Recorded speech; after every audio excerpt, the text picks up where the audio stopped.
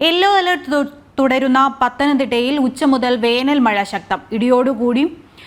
കൂടിയ മഴയാണ് പലയിടത്തും ലഭിക്കുന്നത്. നദികളുടെ തീരത്ത് താമസിക്കുന്നവർ ജാഗ്രത പുലർത്തണമെന്ന് ജില്ലാ ദുരന്ത നിവാരണ അതോറിറ്റി അറിയിച്ചു. ജില്ലയിൽ ശക്തമായ മഴ തുടരുന്ന സാഹചര്യത്തിൽ ജില്ലാ ദുരന്ത നിവാരണ അതോറിറ്റി ജാഗ്രതാ നിർദ്ദേശം പുറപ്പെടുവിച്ചു.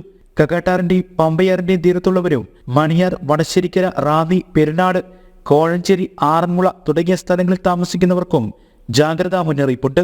മണിയാർ ബാരേജിന്റെ സ്പിൽവേ ഷട്ടറുകൾ ഉയർത്തേണ്ട സാഹചര്യം വന്നാൽ കക്കാട്ടാറിൽ ജലനിരപ്പ് ഉയരുമെന്നും മുന്നറിയിപ്പ്.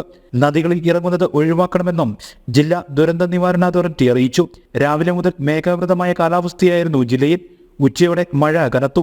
കഴിഞ്ഞ ദിവസങ്ങളിൽ തുടർച്ചയായി പെയ്ത മഴയിൽ ജില്ലയിൽ വിവിധ ഭാഗങ്ങളിൽ വെള്ളക്കെട്ടുകൾ രൂപപ്പെടുന്നുണ്ട്. മരങ്ങൾ കടപുഴകി വീണു. വൈദ്യുതി ബന്ധം വിച്ഛേദിക്കപ്പെട്ടു. കോന്നിയിൽ ശക്തമായ കാറ്റിലും മഴയിലും വീട് തകർന്നു. ഇളവള്ളൂർ സ്വദേശിനി ലേഖയുടെ വീടും വീട്ടുപകരണങ്ങളുമാണ് കഴിഞ്ഞ ദിവസത്തെ മഴയിൽ ഇടിമിന്നലേറ്റ് നശിച്ചത്. പിന്നെ ഈ ഓടിന്റെ ഇവിടെ എല്ലാം പോയി, മുറിയുടെ ഇവിടെ പോയി.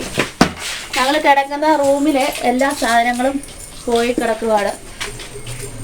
ഫാൻ പോയി, ഫ്രിഡ്ജ് പോയി. ഞാനും കുഞ്ഞും മാത്രമേ ഉള്ളായിരുന്നു ഈ വീട്ടിൽ.